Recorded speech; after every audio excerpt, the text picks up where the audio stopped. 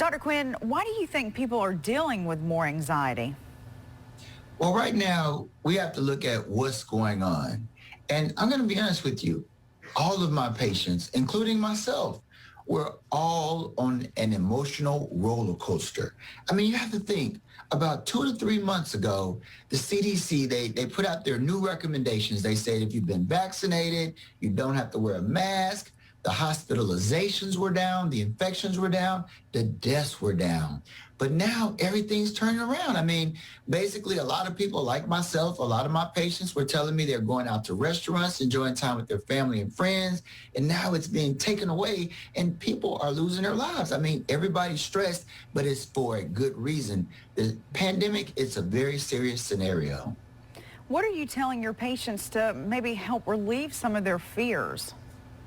Well, what I'm doing is I'm giving them the true information. And this is the data. And the data is overwhelmingly demonstrating if you've been vaccinated, if you do contract coronavirus, there's a very small chance that you'll end up going into the hospital or even losing your life. So I'm using this opportunity to really encourage my patients to get vaccinated and also understand that your immune system is your strongest weapon against coronavirus. It's a good idea to make sure you get plenty of sleep at night, eat healthy, try to relieve your stress.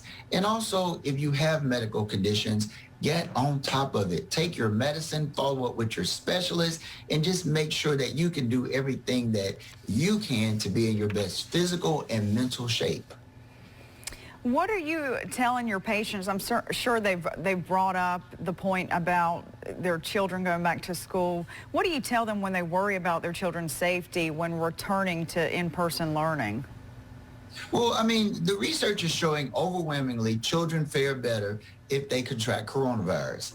But we have to understand, I mean, I talked to Dr. Thomas Dobbs last week, and a teenager lost his life. He was a young guy. He did have some chronic medical conditions, but he contracted coronavirus, and he lost his life.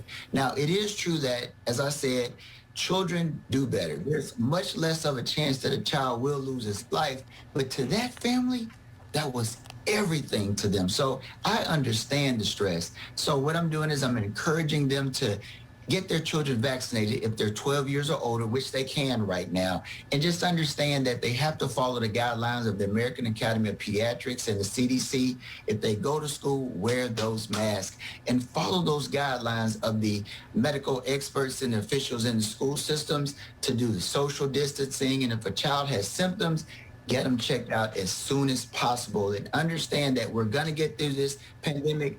But the bottom line is all this stress and anxiety and worry is warranted because this is real. Mm-hmm. Thank you so much, Dr. Quinn, for that information. And we'll be right back. Thank you.